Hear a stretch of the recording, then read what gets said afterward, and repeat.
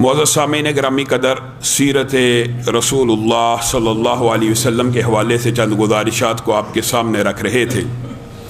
نبی کریم صلی اللہ علیہ وسلم کی تبلیغ کے نتیجے میں ابتدائی طور پہ جو ہراول دستہ اسلام کا بنیادی دستہ مارد وجود میں آیا، اس کی بنیاد حضرت ابو بکر صدیق کے ایمان سے رکھی گئی۔ حضرت علی نابالغ تھے، انہوں نے اسلام کو قبول کیا۔ حضرت خدیجہ عورت تھیں، انہوں نے اسلام کو قبول کیا۔ حضرت زید غلام تھے، انہوں نے اسلام کو قبول کیا۔ حضرت ابو بکر پہلے آزاد مردوں میں سے تھے جنہوں نے اسلام کو قبول کیا، اور ان کے فضائل و مناقب کے حوالے سے بہت سی باتیں آپ لوگ جانتے ہیں۔ چند ایک باتیں بیان کر کے اپنی بات کو آگے بڑھاؤں گا۔ حضرت ابو بکر وہ ہیں کہ ایک مرتبہ نبی کریم صلی اللہ علیہ وسلم کی بارگاہ میں آئے اور کہا، آپ جو جنت کے 8 دروازوں کا ذکر کرتے رہتے ہیں کہ جنت کا یہ دروازہ یہ عمل کرنے والے کے لیے، یہ دروازہ اس عمل کرنے والے کے لیے، کیا کوئی ایسا خوش نصیب امتی ہوگا جس کو جنت کے 8 دروازوں سے پکارا جائے گا؟ یعنی اسلام کے اندر جتنے نیکی کے اعمال ہیں وہ بجا لائے گا عمدگی کے ساتھ کہ ہر دروازے سے اس کو صدا پڑے گی، ندا آئے گی، آئیے اس دروازے سے داخل ہو جائیے۔ تو نبی کریم صلی اللہ علیہ وسلم نے کہا، ابو بکر آپ انہی میں سے ہیں، اور میرے اور آپ کے لیے بھی ایک خوشخبری ہے کہ وضو کی بعد اگر ہم دعا جو پڑھتے ہیں وہ پڑھیں گے تو جنت کے 8 دروازے اسی وقت کھل جاتے ہیں، اور وہاں سے پکار دی جاتی ہے، اللہ کی گواہی دینے والے، وضو کرنے والے، تیرا جی چاہے جس مرضی دروازے سے داخل ہو جا۔ یہ حضرت ابو بکر وہ ہیں کہ جن کے بارے میں نبی کریم صلی اللہ علیہ وسلم نے کہا تھا، میں نے دنیا کے اندر، اصل احسان تو نبی کا ہی ہے نا، اسلام قبول کیا لوگوں نے، لیکن احسان نبی کا ہی بنتا ہے، لیکن نبی کریم سمجھانے کے لیے کہہ رہے ہیں کہ میں نے دنیا کے اندر ہر بندے کے احسان کا بدلہ اتار دیا، چاہے اسلام کی دعوت دے کے، چاہے اس کو مال و زر دے کے، چاہے اس کا بدلہ دے کر۔ ایک واحد ابو بکر ہیں جن کے احسانات کا بدلہ میں محمد صلی اللہ علیہ وسلم اس دنیا میں اتار کے نہیں جا رہا، کل قیامت کا دن ہوگا، اللہ میری طرف سے اس ابو بکر کے احسانات کا بدلہ اتارے گا۔ حضرت ابو بکر 4 نسلیں صحابیت کے شرف سے بہراور، 4 نسلیں، کوئی اور صحابی تاریخ میں مستند سند کے ساتھ نہیں ملتا، کوئی ایک کہ جس کی 4 نسلیں صحابی ہوں۔ ابو بکر کے والد بھی صحابہ، ابو بکر خود بھی صحابی، بیٹا بھی صحابی، پوتا بھی صحابی، بتائیے کوئی اور ایسا صحابہ میں ملتا ہی نہیں۔ اور یہی ابو بکر ہیں جن کی تبلیغ ابھی ایمان تو اچھا، حضرت ابو بکر کی ایک سیرت کے اندر یہ بات بھی موجود ہے جو گزشتہ خطبے میں رکھی تھی کہ حضرت ابو بکر نے بھی زمانہ جاہلیت کے اندر کسی بت، کسی شجر حجر، کسی آستانے، کسی قمر، کسی سورج چاند ستارے کی پوجا نہیں کی۔ حضرت ابو بکر نے بھی نہیں کی۔ نبی کریم صلی اللہ علیہ وسلم سے بہت سی مماثلتیں ہیں، نبی کریم نے دعوت دی، اسلام کو قبول کر لیا۔ اسی طرح حضرت ابو بکر کے چند دوست ہیں جن کو حضرت ابو بکر جا کے دعوت دیتے ہیں، دوستوں کو پتہ ہے یہ ابو بکر جھوٹ نہیں بولتا، یہ ابو بکر غلط بیانی نہیں کر سکتا۔ جس طرح ابو بکر کو اعتماد تھا کہ نبی کریم نے ساری زندگی اگر معاملات یاد رکھیے، معاملات میں جھوٹ بولنا یہ عام بات ہے۔ معاملات میں کئی لوگ آج بھی معاشرے کے اندر، ایک مثالاً آپ کو بات سمجھاتا ہوں، آپ نے دیکھا ہوگا اللہ کے اوپر یا رسول اللہ کے اوپر عام لوگ بھی کم جھوٹ باندھتے ہیں۔ خیر ہمارا معاشرہ تو اس میں ترقی کر گیا ہے، باقاعدہ کتاب کا نام، حدیث نمبر تک لکھ دیا ہوتا کہ رسول اللہ نے فرمایا، لیکن بالعموم اسلام اور دین کے بارے میں احتیاط کی جاتی ہے، معاملات کے بارے میں احتیاط نہیں ہوتی۔ کاروباری معاملات میں جھوٹ چل رہا ہے، رشتہ داریوں میں جھوٹ چل رہا ہے، گھر میں موجود ہے نہیں موجود جھوٹ چل رہا ہے، عام بات ہے معاملات میں۔ لیکن حضرت ابو بکر کا استدلال کیا تھا؟ جو شخص عام معاشرتی معاملات میں جھوٹ نہیں بولتا وہ اللہ کے اوپر کیسے جھوٹ باندھ سکتا ہے؟ اس لیے میں اس پیغمبر، اس نبی کے اوپر ایمان لے کے آیا۔ جب ایمان لے کے گئے ہیں، عثمان، طلحہ، زبیر، عبد الرحمن ابن عوف، سعد بن ابی وقاص کے پاس جا کے مقدمہ رکھا، ان کا ابو بکر کے بارے میں کیا نظریہ تھا کہ یہ ابو بکر اگر دنیاوی معاملات میں جھوٹ نہیں بولتا، دین کے بارے میں کیسے بولے گا؟ کس قدر مماثلت ہے۔ ادھر نبی کریم نے دعوت دی، ابو بکر ایمان لے آئے، ادھر ابو بکر نے دعوت دی، طلحہ، زبیر، عثمان، عبد الرحمن ابن عوف، سعد بن ابی وقاص ایمان کو قبول کرتے ہیں۔ یہ اسلام کا ہراول دستہ ہے، یہ اسلام کے ابتدائی صحابہ ہیں۔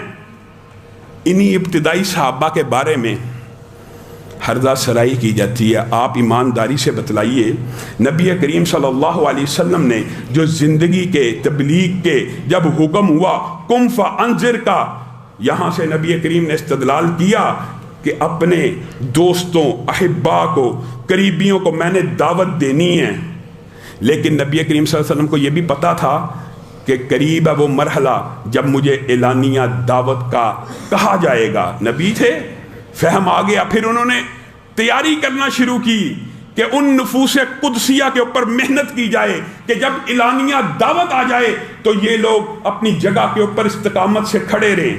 یہاں پر بہت سے نقطے سمجھنے کے ہیں۔ عام معاشرے کے اندر پتہ کیا بات مشہور ہے، کئی باتیں غلط العام اور غلط العوام بھی ہوتی ہیں۔ مشہور ہے آپ کی اور میری ذمہ داری کیا ہے؟ تبلیغ کرنا۔ بات درست ہے، عام معنوں میں درست ہے، اللہ کی وحی آئی آگے پہنچانی ہے، اللہ کا کوئی حکم ہے آگے پہنچانا ہے، تبلیغ بنیادی مقصد ہے۔ لیکن نبی کریم صلی اللہ علیہ وسلم کی زندگی کے، یہ نبوت کے آنے کے بعد ابتدائی 3 سال کا مطالعہ کیجئے، غور کیجئے، فکر کیجئے۔ اگر صرف تبلیغ کرنا مقصد ہوتا، دعوت دینا ہی مقصد ہوتا، مقصد ہے، صرف کی بات ہو رہی ہے، اگر صرف تبلیغ ہی مقصد ہوتا تو اس کے لیے سب سے بہتر جگہ کون سی تھی؟ خانہ کعبہ۔ خانہ کعبہ کے اندر لوگ اکٹھے ہوتے تھے، خانہ کعبہ میں نبی کریم اعلان کرتے، دعوت دیتے۔ نبی کریم صلی اللہ علیہ وسلم نے ابتدائی 2-3 سال خفیہ تبلیغ کیوں کی؟ بیت اللہ کو چھوڑ کر دعوت دی۔ ارقم کو، حضرت ارقم کے اوپر قربان جائیں، آج 1400 برس گزر گئے ہیں، نام اس طرح زندہ ہے کہ اداروں کے نام ان کے نام پہ رکھے جاتے ہیں۔ حضرت ارقم کی عمر 16 برس کی تھی، 16 برس۔ نبی کریم صلی اللہ علیہ وسلم نے دعوت دی، اسلام کو قبول کیا 16 سال کی عمر میں، اور کس قبیلے سے تعلق تھا؟ بنو مخدوم سے۔ یہ نبی کریم صلی اللہ علیہ وسلم کی تبلیغی حکمت عملیہ، ان کے اوپر بھی غور کرنے کی ضرورت ہے۔ دعوت کا میدان، تبلیغ کا میدان، تبلیغ کا مرکز کس کے گھر کو بنایا؟ حضرت ارقم کے گھر کو۔ دار ارقم آپ نے سنا، مشہور اسلامی ہسٹری کے اندر۔ کیوں بنایا؟ 2-3 وجوہات تھیں۔ پہلی بات، بنو مخدوم بنو ہاشم کے مخالف تھے، تو کسی کے ذہن میں یہ بات آئی نہیں سی سکتی کہ بنو مخدوم کے ایک لڑکے کے گھر کو تبلیغ کا مرکز بنایا جا سکتا۔ یعنی خفیہ تبلیغ کے جو اسباب اور ذرائع مد نظر رکھنے تھے، نبی کریم صلی اللہ علیہ وسلم نے سارے رکھے۔ پھر دوسری بات، حضرت ارقم کے گھر کا انتخاب اس لیے تھا کہ کسی کے ذہن میں یہ خیال ہی نہیں جائے گا کہ ایک 16 سال کا نوجوان اسلام کو قبول کر چکا ہے اور اس کے گھر میں اسلام کے ابتدائی نفوس کی تربیت ہو رہی ہے۔ ہاں، یہ بات یاد رکھیے، ایک غلط العوام بات یہ ہے کہ صرف مقصد تبلیغ، اگر مقصد تبلیغ ہوتا تو اسلام کی ابتدائی تبلیغ بھی اعلانیہ ہوتی، خفیہ نہیں ہوتی۔ اس خفیہ تبلیغ میں حکمت کیا ہے؟ میرے بھائیوں، آج دکھ اور افسوس کی بات ہے، اللہ کی قسم اگر معاشرہ صرف یہ بات سمجھ جائے تو معاشرے کے اندر انقلاب آ جائے۔ میں اور آپ سمجھتے ہیں اسلام صرف تبلیغ کا دین ہے، دعوت کا دین ہے، دعوت دے ہی جاؤ، دعوت دے ہی جاؤ، شاید تبدیلی آ جائے گی۔ دعوت دینے سے لوگوں کے عقیدے بدل جاتے ہیں، ہم اس بات کے قائل ہیں۔ دعوت دینے سے اسلام پھیلتا ہے۔ آج دنیا کے اندر یہ خوشخبری کی بات ہے کہ مسلمان زوال پذیر ہونے کے باوجود عددی تعداد میں نمبر 1 پہ جا چکے ہیں، جو آج سے 150 برس قبل 8ویں نمبر پہ تھے۔ تبلیغ کی برکات ہیں، اس سے انکار نہیں ہے، لیکن کیا صرف تبلیغ سے اسلام کا غلبہ ہو سکتا ہے؟ کیا صرف تبلیغ سے، صرف دعوت سے قوت نافذہ کا حصول ہو سکتا ہے؟ آپ کیا سمجھتے ہیں اسلام صرف لوگوں کے فرد کی اصلاح کے لیے آیا ہے؟ نہیں، اس کے ساتھ ساتھ اسلام اللہ کی قسم اقامت دین کے لیے بھی آیا ہے۔ اسلام اس دھرتی کے اوپر اللہ کی حدود کو قائم کرنے کے لیے بھی آیا ہے۔ اسلام اس دھرتی کے اوپر هو الذي ارسل رسوله بالهدى والدين الحق ليظهره، اسلام غالب آنے کے لیے آیا ہے۔ اسلام ایک خطے کو درکار کرتا ہے جس خطے کے اوپر اسلام کی حدود، قیود، نظام، سزائیں، عدل، عدالت، معاشرت، معیشت نافذ کی جائے۔ آپ نے صرف دعوت اور تبلیغ کو دین بنا لیا، اس کا نتیجہ کیا ہے؟ آج پوری دنیا کے اندر مسلمان ذلیل و رسوا ہیں۔ کوئی قوت نافذہ جو اسلام کا بنیادی مقصد اور اکائی ہے۔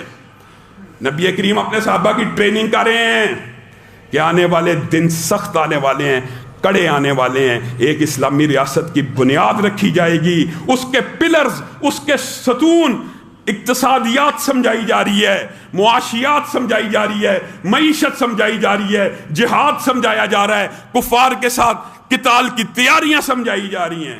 آپ نے صرف دعوت دعوت دعوت تبلیغ اسی کو دین سمجھ لیا، یہ دین کا حصہ ہے، یہ دین کا جزو ہے۔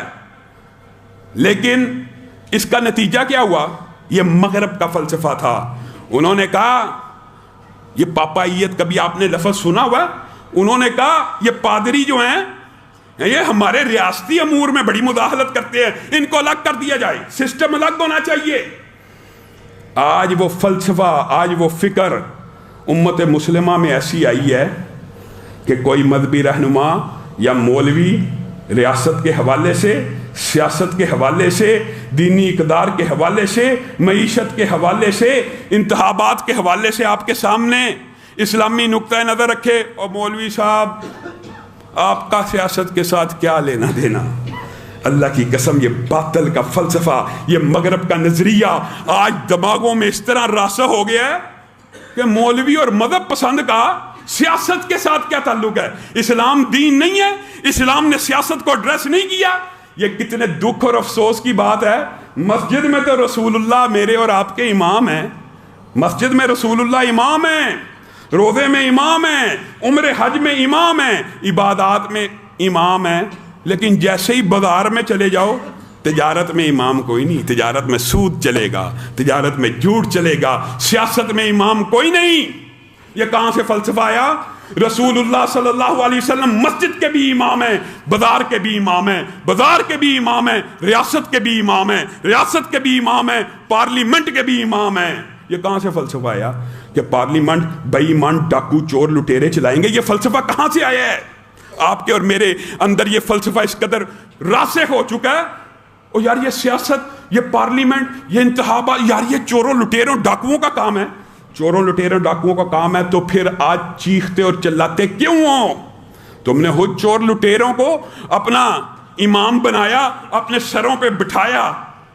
اللہ کی قسم، اسلام کی بنیادی عقائدوں کے خلاف یہ مزاج ہے۔ نبی کریم صلی اللہ علیہ وسلم، بتائیے قرآن پاک میں آیت نہیں ہے بلغ ما انزل الیک؟ آیت تھی، نبی کریم صلی اللہ علیہ وسلم نے کیوں خفیہ رکھی دعوت؟ ہاں، نبی کریم صلی اللہ علیہ وسلم وہ تربیت کرنا چاہتے تھے۔ اللہ معاف کرے، یہ کہنے کا مطلب نہیں ہے کہ نبی کریم نے آئیڈینٹیکل لوگ پیدا کیے اپنے جیسے، نبی کریم سے کمتر تھے، بہت ہی کمتر تھے، لیکن اللہ کی قسم دنیا میں نبیوں کے بعد سب سے اعلیٰ یہ نفوس تھے جن کی نبی کریم تربیت کر رہے تھے۔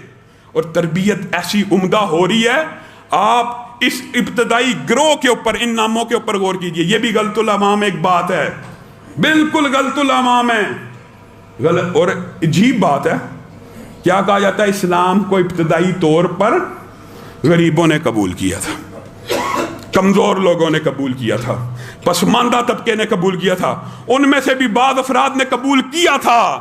لیکن اگر کسی کو مطالعہ کرنے کا ذوق و شوق ہو، وہ خود اس بات کا ادراک اور شعور کر سکتا ہے کہ 100 کے قریب نفوس قدسیہ میں سے ان پہلے 3 سالوں میں غربا کی تعداد کتنی تھی؟ فقط 13 یا 80۔ بات روایات میں آتا ہے 80 اور 100 کے اندر سے 13 غریب افراد بھی تھے، جس سے اسلام کی افاقیت واضح ہوتی ہے۔ اور آپ دلیل، معاذ اللہ میں یہ نہیں کہتا کہ اسلام غریب لوگوں نے قبول نہیں کیا، لیکن شو یہ کیا جاتا ہے کہ جیسے اسلام غربا کے لیے ہے، فقراء کے لیے ہے، کمزور لوگوں کے لیے ہے۔ بتائیے، حضرت ابو بکر مالدار تھے کہ کمزور تھے؟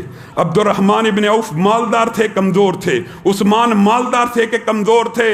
یہ عظیم ہستیاں طلحہ، زبیر، عبد الرحمن ابن عوف، سعد بن ابی وقاص، عمیر بن ابی وقاص، ہاں وہ ربابی تھے، حضرت صہیب بھی تھے، حضرت حباب بھی تھے، حضرت بلال بھی تھے، لیکن عمراء بھی تھے۔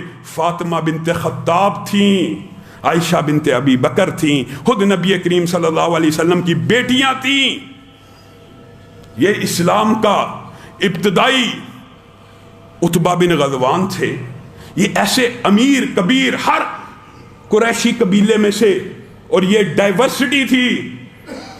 یہ بات نہیں کہ بنو ہاشم میں سے سارے آگے، ڈائیورسٹی ہے، امیر بھی ہیں غریب بھی ہیں، ہر قبیلے اور کنبے سے تعلق رکھنے والا یہ ابتدائی گروہ جب نبی کریم صلی اللہ علیہ وسلم کی دار ارقم میں ٹریننگ لے رہا ہے۔ نبی کریم صلی اللہ علیہ وسلم نے توحید کے بعد سب سے پہلی دعوت اس دور میں بھی، یہ بھی بعض لوگوں کے ذہن میں مغالطہ ہے، اتنے اشکالات ہم نے پڑھا ہی نہیں کہ شاید 10 نبوی کے بعد نماز فرض ہوئی ہے، 10 نبوی کے بعد نماز کا اجرا ہوا ہے۔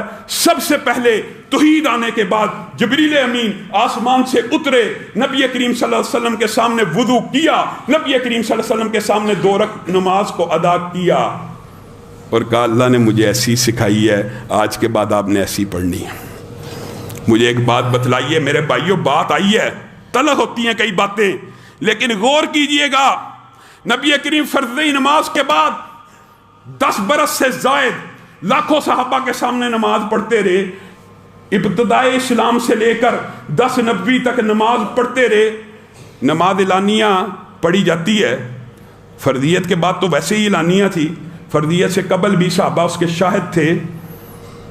آج ہمارے معاشرے میں کیا فلسفہ ہے، معاذ اللہ، دکھ ہوتا ہے کئی مرتبہ، یعنی جو عمل نبی کریم نے حج کا 1 مرتبہ کیا وہ تو سارے کا سارا محفوظ ہے، نماز 20 سال پڑھتے رہے، اس میں کہا جاتا ہے جی اختلاف ہے، کوئی اختلاف نہیں، یہ تیرے مولوی اور پیر نے، تیرے امام اور فقیہ نے اس میں اختلاف ڈالا ہوا ہے۔ رسول اللہ صلی اللہ علیہ وسلم کی نماز اسی طرح محفوظ ہے جیسے وہ پڑھا کرتے تھے، اسی لیے حکم بھی دے دیا صلو کما رأیتمونی اصلی، نماز میرے صحابہ اسی طرح پڑھنا جس طرح مجھے پڑھتا ہوا دیکھا ہے۔ آج معاشرے میں اس طرح بھی پڑھی، اس طرح بھی پڑھی، اس طرح بھی پڑھی، اس طرح پڑھی، اس طرح پڑھی کی کوئی دلیل بھی تو ہونی چاہیے کہ بس جو فقیہ پیر امام نے کہہ دیا اسی کے پیچھے چل پڑنا ہے۔ رسول اللہ صلی اللہ علیہ وسلم نے ساری زندگی ایک طریقے کے ساتھ نماز کو ادا کیا اور حکم دیا اسی طریقے سے نماز پڑھنا۔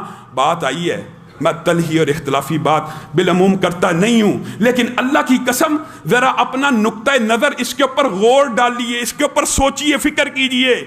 اگر رسول اللہ صلی اللہ علیہ وسلم نے پوری زندگی کے اندر ایک نماز بھی رفع یدین کے بغیر پڑھی ہوتی، اللہ کی قسم ہم اس کو سنت سمجھتے، اس کو حدیث سمجھتے، اس کے اوپر عمل کرنا جائز اور مستحب اور اجر و ثواب کے باعث سمجھتے۔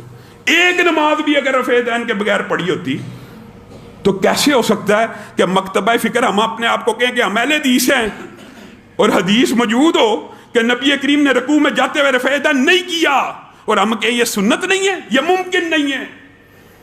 آپ کو ایمانداری سے بتلا رہا ہوں، مجھے بتائیے مجھے اس بات کا کیا فائدہ ہے؟ فائدہ تو ان لوگوں کو ہوتا ہے جو کہتے ہیں ہمارے پیچھے چلو۔ میں تو آپ کو کہہ رہا ہوں ایمانت داری سے، دیانت داری سے کہ ہمارے علم، مطالعے، تحقیق کے مطابق نبی کریم صلی اللہ علیہ وسلم نے پوری زندگی میں ایک نماز بھی رفع یدین کے بغیر نہیں پڑھی، ساری زندگی رکوع میں جاتے رفع یدین کیا، آخری نماز تک رکوع سے سر اٹھاتے ہوئے رفع یدین کیا۔ اس کر لینے میں آپ کو اعتراض کیا ہے؟ حدیث صحیح ہے جی، حدیث بالکل ٹھیک ہے جی، ٹھیک ہے، پھر عمل کیوں نہیں کرتے؟ وہ بس وہ ایک فقیہ صاحب نے کہا تھا کہ نبی کریم نے نہیں کیا تھا، نبی کریم نے نہیں کیا، اس کی کوئی دلیل بھی تو ہونی چاہیے۔ میرے بھائیوں، رسول اللہ صلی اللہ علیہ وسلم نے اپنے ان صحابہ کو سب سے پہلے توحید کے بعد نماز کی دعوت دی، نماز سکھلائی۔ سیکھی کس سے؟ اصل میں سیکھی تو اللہ سے، جبریل امین ایک واسطہ اور ذریعہ بنے، رسول اللہ صلی اللہ علیہ وسلم نے اسی طریقے کو، نماز کو اپنے صحابہ کو سکھلا دیا، ان کی گٹی کے اندر ڈال دیا۔ میں اور آپ یہاں پہ بھی رکیے، غور کیجئے، نماز دین کا ایک ایسا ستون ہے کہ بعض لوگ یہ سمجھتے ہیں یار نماز نہ بھی پڑھو، انسانیت کی خدمت کرتے جاؤ، یہ کام کرتے جاؤ، نماز جب دل کیا پڑھ لی، جب دل کیا نہ پڑھی نہ بھائیو، اللہ کی قسم نماز دین کا ایسا ستون ہے جو کفر اور اسلام کے مابین فرق کرنے والا ہے، کفر اور اسلام کے مابین فرق کرنے والا ہے، اور اس بارے میں متعدد حدیثیں موجود ہیں، ائمہ کے اقوال موجود ہیں۔ شکر ہے اس بات کے اوپر اجماع امت ہے کہ عادی بے نماز ایک ہوتا ہے ایک دن میں 5 پڑھتا ہے، اگلے دن 5 پڑھی، ایک دن ایسا آیا 4 پڑھ لی، اس کو عادی بے نماز نہیں کہتے۔ پھر اگلا دن ہوا اس نے قضا ادا کر لی، 5 پوری کی، یہ عادی بے نماز نہیں ہے، یہ وہ ہے کہ جو اپنی نمازوں میں غفلت برتتا ہے، اس کے لیے ویل کی گھاٹی ہے، اس کے لیے بھی عذاب ہے۔ لیکن جو عادی بے نماز ہے، آج 5 پڑھی، کل پرسوں پڑھی ہے ایک نہیں، پھر کئی دن گزر گئے، ایک دن 3 پڑھی ہیں، ایک دن 2 پڑھی ہیں، پڑھتا ہی نہیں۔ اور ایک وہ ہے جس نے عقیدہ ہی بنا لیا ہے کہ نماز پڑھنا ضروری نہیں۔ جو بندہ اس عقیدے کا حامل ہو، اجماع امت ہے، کوئی حنفی بریلوی اہل حدیث میں اختلاف ہی موجود نہیں، جس بندے کا یہ عقیدہ ہو نا، یہ بعد میں صوفیوں نے اختلاف بنایا ہوا کہ نماز نہ بھی پڑھی جائے، خدمت انسانیت کر دی جائے، دیگیں دے دی جائیں، بکرے دے دیے جائیں، سارے گناہ معاف ہو جاتے ہیں۔ یہ صوفیوں کا مذہب ہے، یہ اسلام کا دین نہیں ہے۔ بریلوی دیوبندی اہل حدیث اس بات کے اوپر متفق ہے، جس بندے کا یہ عقیدہ ہے نا کہ نماز اسلام کا ستون نہیں ہے اور نماز نہ پڑھنے سے دین اسلام میں کوئی فرق نہیں آتا، وہ بندہ دین اسلام سے خارج ہے۔ اجماع امت ہے، اجماع امت ہے۔ اور صحابہ نے کہا جو بندہ یہ عقیدہ نہ بھی رکھتا ہو، عادی بے نماز ہو جائے، عقیدہ ہے اس کا کہ نماز پڑھنی چاہیے، 5 نمازیں ہونی چاہیے، لیکن سستی کری جا رہا ہے، اس کے ساتھ کیا معاملہ کرنا چاہیے؟ اس کو قید کر دینا چاہیے، اس کو کوڑے لگانے چاہیے، اس کو تحذیر کے لیے مسلمانوں کے قبرستان میں دفن نہیں کرنا چاہیے، اس کا جنازہ نہیں ہونا چاہیے۔ کس بندے کے بارے میں؟ جس کا عقیدہ یہ ہے۔ نبی کریم صلی اللہ علیہ وسلم نے کہا تھا نا اپنے صحابہ کو کہ میرا دل کرتا ہے کوئی امامت کے اوپر اور کھڑا ہو جائے اور میں ان گھروں کو جا کے آگ لگا دوں جن کے مرد گھروں میں بیٹھے ہوئے نماز کے وقت۔ کیا ان کا عقیدہ یہ تھا کہ نماز ہے ہی نہیں؟ نہیں، ادھر اذان ہوئی، ادھر مسجد میں حاضر نہیں ہو رہے۔ ان کے گھروں کو اگر آگ لگانے کا حکم ہے، اگر نبی کی خواہش ہے، نبی کی خواہش ہے، یہ کسی مولوی مفتی کی خواہش نہیں ہے۔ پھر اعتراض مولوی کے اوپر ہوتا ہے، بڑی جی سخت بات کرتے ہیں جی مولانا صاحب، بڑی سخت بات کرتے ہیں۔ یہ میں سختی کر رہا ہوں، یہ نبی کریم صلی اللہ علیہ وسلم کی خواہش ہے۔ اگر تمہیں نبی کی خواہش کا احترام اور ادب نہیں ہے تو تم کسی کا بھی نہیں کر سکتے۔ نبی کی خواہش ہے میں ان گھروں کو آگ لگا دوں جن کے مرد نماز کے ٹائم گھروں میں بیٹھے ہوتے ہیں، یہ نبی کی خواہش ہے، مولوی اور مفتی کی نہیں ہے۔ تو اس بارے میں خواہش کیا ہوگی جو کہتا ہے نماز دین کا حصہ ہی نہیں ہے، انسانیتی مذہب ہے؟ نبی کریم صلی اللہ علیہ وسلم نے ان نفوس قدسیہ کی اس طرح تربیت اور ٹریننگ کی، آپ ذرا غور کریں۔ حضرت عمر بھی دوسرے اور تیسرے مرحلے میں اسلام کو قبول کرنے والے ہیں، اگرچہ ابتدا میں کیا، لیکن یہ جو ابتدائی صحابہ ہیں، آپ نے کبھی اور شاید نہ کیا ہو، ان میں سے خلافت راشدہ میں 3 افراد شامل ہیں، یعنی جن لوگوں نے ریاست کے امور سر انجام دینے تھے، اس کے لیے یہ بات لازم ہے، آج بھی لازم ہے۔ حکمت عملی کے تحت اگر آپ دھرتی کے اوپر، زمین کے اوپر اسلامی سزاؤں کا، اسلامی ریاست کا، اسلامی قانون کا، اسلامی نظام کا نفاذ چاہتے ہیں نا، تو آپ کو اسی طرح کی ٹریننگ اور تربیت اور اسی طرح کی امانت داری اور رازداری اور اسی طرح کی آپس میں اخوت قائم کرنی ہوگی جس طرح اسلام کے ان ابتدائی نفوس نے کیا۔ حضرت ابو بکر پہلے خلیفہ بن گئے، ابتدائی اسلام قبول کیا۔ حضرت عثمان بھی خلیفہ بن گئے، ابتدائی اسلام قبول کیا۔ حضرت علی بھی خلیفہ بن گئے۔ 3 تو اسی دور میں سے ہیں۔ گویا نبی کریم صلی اللہ علیہ وسلم اس دور میں اسلام کی ریاستی امور کی ٹریننگ کر رہے تھے۔ آج یہ سمجھتے ہیں اسلام ریاست کو ایڈریس نہیں کرتا، دین نامکمل ہے، دین کے اندر اسلامی حکومت اور سیاست اور ریاست کے لوازمات موجود نہیں۔ یہ دھوکہ ہے، یہ مغالطہ ہے۔ پوچھا جاتا ہے کئی مرتبہ، ہم تو کہتے ہیں ہمیں بلایا جائے، جی معیشت کیسے مستحکم ہوگی؟ اسلام معیشت کو ایڈریس نہیں کرتا۔ جھوٹ بولتے ہو۔ اسلام میں جس طرح ریاست اور خلافت کے چناؤ کے لیے مسلمہ ضابطے موجود ہیں، اللہ کی قسم کسی مغربی قانون میں موجود نہیں۔ اسی طرح اسلام میں ریاست کی معیشت چلانے کے لیے جو قواعد و ضوابط موجود ہیں، کسی مغربی تھنکر اور فلاسفر کے دماغ میں وہ آئیڈیاز آ ہی نہیں سکتے، کیونکہ یہ آئیڈیاز وحی کے ذریعے نازل ہوئے ہیں۔